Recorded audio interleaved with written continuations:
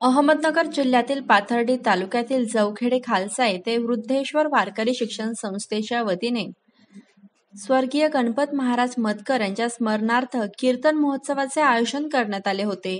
हरिभक्त परायण यशवंत महाराज थोरात यांच्या कीर्तनाने या महोत्सवाची सांगता झाली. या सोहळ्यास हरिभक्त परायण शिंदे गुरुजी गडकर महाराज, महादेव आव्हाड, संदीप पिसे, कवी झावरे महाराज, ठकाजी दिंडे, गोरक्षनाथ ठोकळ, ज्ञानदेव मतकर, निवृत्ती महाराज मतकर यांनी साथ संगत केली.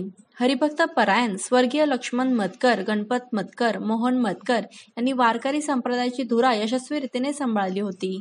त्यासाठी त्यांची आठवण म्हणून हरिभक्त परायण बाळासाहेब महाराज मतकर यांनी या वारकरी शिक्षण संस्थेची स्थापना करून आपला वारसा यशस्वीपणे पुढे चालवला आहे. या वारकरी शिक्षण संस्थेत 60 ते 70 विद्यार्थी सांप्रदायिक शिक्षण घेत आहेत. ते विद्यार्थी सांप्रदायिक क्षेत्रात अतिशय तरबेज झाले आहेत.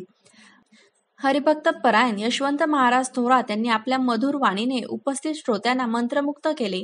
नव्हते पण डोळ्याने दिसत नव्हते बरं का, ते बसलेले होते. राजा, प्रधान, सैनिक जंगलात गेले शिकारीला. आता ते शिकार करताना हुका चूक झाली, ते गेले वेगवेगळ्या बाजूला. या आंधळ्या बाबाकडे पहिला व्यक्ती आला महाराज. तर पहिला व्यक्ती कोण? सैनिक. तो काय म्हटला माहिती का त्या आंधळ्या बाबाला? नीट नाही बोलला, काहीची वाणी चांगली नसते. ते म्हणले, ए आंधळ्या, इकडून कोणी गेलं का? काय म्हटला? ए आंधळ्या.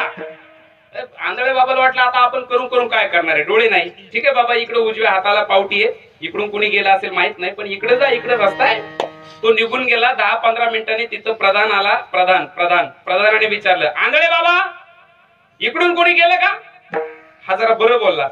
त्यावेळेला आंधळे बाबा म्हटले, बाबा इकडून एक सैनिक गेलाय. म्हटले कुणीतरी गेले, म्हटले इकडून गेलाय.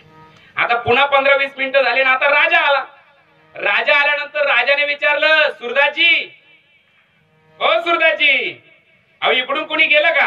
आंधळ्या माणसाला गौरव ठरवणारा शब्द सुरदाजी, गौरवित करणारा शब्द सुरदाजी. जसं तुमच्या गाडीवरती एखादा माणूस गाडी चालवायला ठेवला आणि त्याला जर तुम्ही आमच्या गाडीचा ड्रायव्हर आहे असं म्हटले तर तो त्याचा अपमान आहे. पण तुम्ही जर म्हटले ना हा आमच्या रथाचा सारथी आहे, तो त्याचा गौरव आहे. त्या ठिकाणी राजा काय म्हटला? राजा म्हटला की सुरदासजी. म्हणजे त्या आंधळ्या माणसाला बरं वाटलं, मला सुरदासजी म्हटले. त्यावेळेला त्या सुरदासजीने सांगितलं, बोला काय म्हणणं आहे? म्हटलं इकडून कोणी गेलं का? त्यावेळेला त्या असणाऱ्या आंधळ्या बाबाने सांगितलं, राजे इकडून 2 लोक गेले, तुम्ही पण इकडून जा. राजे. राजे काय शब्द वापरला? राजे. आता एक प्रश्न तुमच्या मनात यायला पाहिजे, हा जर राजा म्हणला तर याला दिसत नाही, आणि मग हा राजा म्हणला कसा? याला कसं कळलं माझ्या डोक्यात टोप आहे वगैरे वगैरे? बरोबर आहे ना? हा प्रश्न तर त्याच्या तिथे यायला पाहिजे ना. तर ते राजा पुन्हा माघारी वळून आला आणि गोरख काका त्या राजाने त्या म्हाताऱ्या माणसाला विचारला, आंधळ्या माणसाला, सुरदासजी एक विचारू का? म्हटले बोला. तुम्ही तर म्हटले तुम्ही आंधळे. म्हटले हो ना, डोळे नाही दिले देवाने. ठीक आहे, मग तुम्ही जर आंधळे तर मी राजा आहे तुम्हाला कसं कळालं? हे म्हणजे खरे आंधळे का आपले जत्रामध्ये बाहेरून खरे आंधळे का तेवढ्या पुरतं पैसे गोळा करून पुन्हा आपलं आपलं काम भागवणारे? नाही हो म्हटले, दैवाने आंधळ बनवलं, आता काय करावं? म्हटले मग मला हे सांगा, तुम्ही कसं ओळखलं मी राजा, तो सैनिक, तो प्रधान? त्यावेळेला त्या माणसाने तर्कशास्त्र सांगितलं. म्हटले असे अगदी 10-15 मिनिटाच्या अंतरावर 3 आले. त्याच्यातला पहिला जो आला तो मला आंधळ्या म्हणला. ज्या अर्थी तो आंधळ्या म्हणला त्या अर्थी तो राजा व्हायच्या लायकीचा असूच शकत नाही. जो माणूस दुसऱ्याला आंधळ्या म्हणतो तो राजा कसा होईल? दुसरा आला तो मला म्हटला, हो आंधळे बाबा इकडून कुणी गेलंय का? मग त्यावेळेला एक लक्षात आलं का हा सुद्धा राजा असू शकत नाही, कारण आंधळा शब्द तर तसाच आला. आणि थोड्या वेळाने 15 मिनिटांनी तुम्ही आले. लगोपाठ 3 शिकारीवालेच येतात आणि शिकार करायला राजेच येतात. पण 3ऱ्या नंबरला तुम्ही शब्द वापरला, ओ सुरदासजी इकडून कोणी गेलं का? त्या अर्थी मी अनुमान लावला तुम्ही राजा आहे, दुसरा प्रधान आहे आणि 3रा असणारा सैनिक आहे. राजाला आवडलं. राजाने त्या ठिकाणी त्याचं असणारा कौतुक केलं आणि राजाने सांगितलं, उद्यापासून म्हातारा आंधळ आहे पण कामाचं आहे, काय तर्कशास्त्र आहे, उद्यापासून याला आपल्या राज्यात न्यायचं. त्या म्हाताऱ्याला राज्यात नेलं. 2 लोक त्याला खाऊ पिऊ घालायला, त्याची सेवा करायला ठेवले. 4 दिवसानंतर घटना अशी घडली, त्या राज्यामध्ये मोती विकणारा आला. मोती विकणाऱ्याने मोत्याचं गठुडं राजा पुढे ठेवलं आणि राजाला सांगितलं, हे 2 कोटी रुपयाचे मोती आहे. किती?